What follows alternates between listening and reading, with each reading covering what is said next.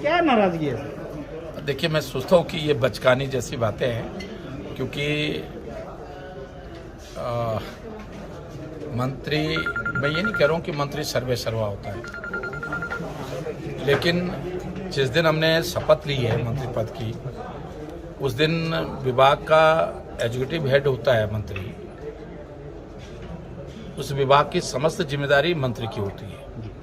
उसमें अच्छा होगा तो या तो मुख्यमंत्री या सरकार को श्रेय जाएगा या मंत्री को श्रेय जाएगा। कुछ भी गड़बड़ होगा, चाहे विधानसभा में जवाब देना है, मीडिया के सामने जवाब देना है, जनता के बीच में जवाबदेही है, तो विधायक के रूप में भी, जनप्रतिनिधि के रूप में भी और मंत्री के रूप में वो मंत्री की होती है। मैं पहले भी प्रेस के माध्यम से कह चुका हूं कि मैं आपसे एक सवाल कर रहा हूं कि इस बोर्ड को, निर्माण कल्याण बोर्ड को, आप मीडिया में से कितने लोग जानते थे इससे पहले? आप मुझे, मैं एक सवाल कर रहा हूं, नहीं जानते थे ना? मैं खुद भी नहीं जानता था। मुझे 30 साल मंत्री के रूप में काम करते हो गया। 2005 में उत्तराखंड में सन्निर्माण कल्याण बोर्ड बना, मैं लीडर ऑपोजिशन रहा, लेकिन मैं सन्निर्माण कल्याण बोर्ड को नहीं जानता था।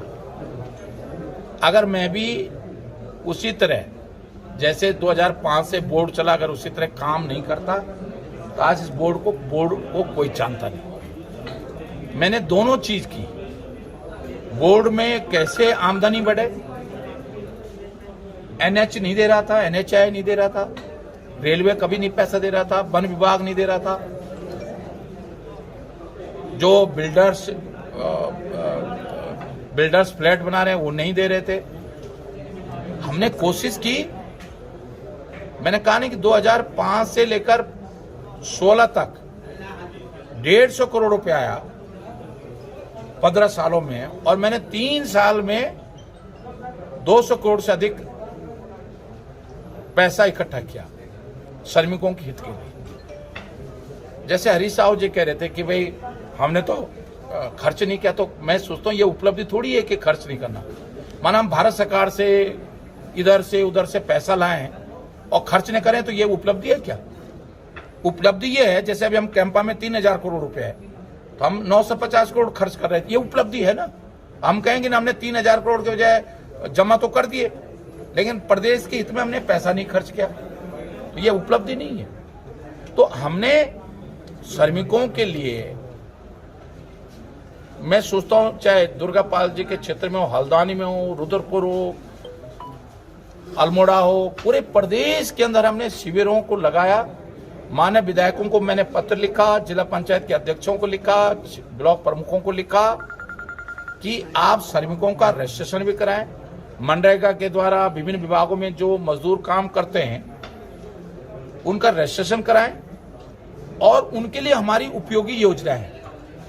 मैंने सभी विधायकों को, सभी जनप्रतिनिधियों को पत्र लिखा, उनको विभाग की योजनाओं का फोल्डर दिया, और मैं कह सकता हूं कि इतनी पारदर्शिता हमने अपनाई है। और पूर्व मुख्यमंत्री त्रिवेंद्र रावत जी, साइकिल वितरण का कार्यक्रम हरबंस कपूर जी के क्षेत्र में, आपको ध्यान होगा, मीडिया भी था, सबसे पहले साइकिल वितरण का कार्यक्रम हमने शुभारंभ वहां से किया था, हरबंस कपूर जी के क्षेत्र में त्रिवेंद्र रावत जी के हाथों किया था। और उस समय पिछली सरकार में दी गई साइकिलों की गुणवत्ता और हमारी सरकार में दी गई साइकिलों की गुणवत्ता में जमीन आसमान कम था।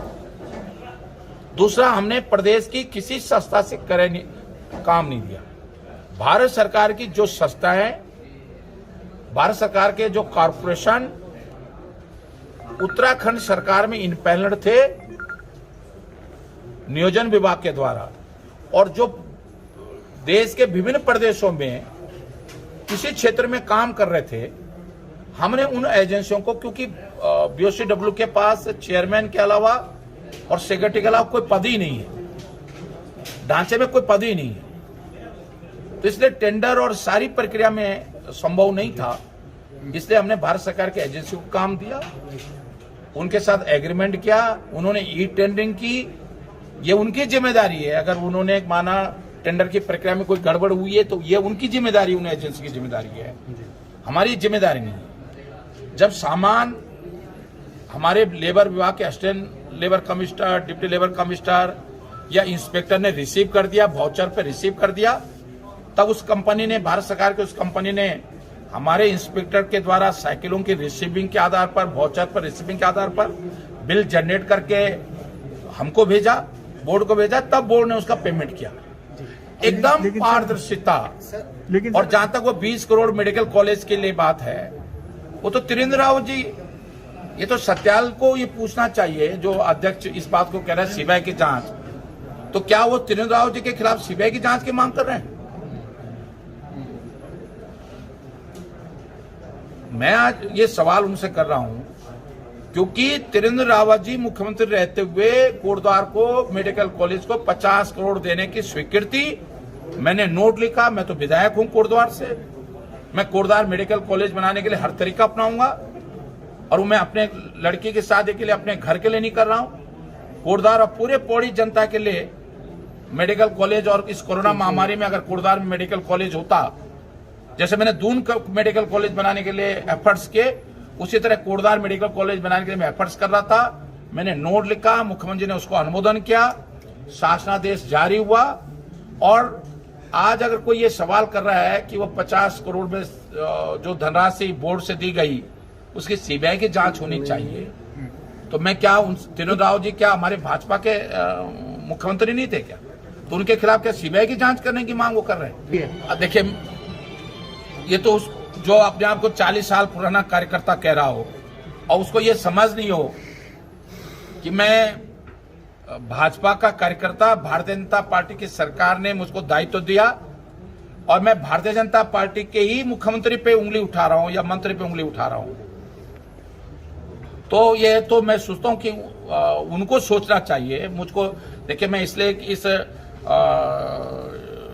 लड़ाई को या उनसे इस विषय पर कोई ऐसी बात, लेकिन मैं बिल्कुल साफ कह रहा हूं, दुनिया की किसी एजेंसी से, देखिए आज तो हमारी सरकार है, लेकिन कल 10 साल बाद, 20 साल बाद कोई जांच करा ले, कोई, अगर आप सोचो कि अगर आज क्यों कह रहे हो इस बात को कि सीबीआई जांच होनी चाहिए, करा लेते जांच भाई। जो अध्यक्ष 20 अक्टूबर को अध्यक्ष हो गया ना, 20 अक्टूबर अध्यक्ष हो गया, 22 आज कितने महीने हो गए, आज जून आ गया, तो तुमने 6 महीने में क्या किया भाई? क्यों नहीं जांच कराई तुमने? और आप कहो कि मुख्यमंत्री बदल गया इसलिए मैं अब जांच नहीं हो रही है, तो त्रिवेंद्र रावत जी जब मुख्यमंत्री थे तब क्यों जांच करा लेते, और हम गलत थे तो मुकदमा दर्ज करते हमारे खिलाफ।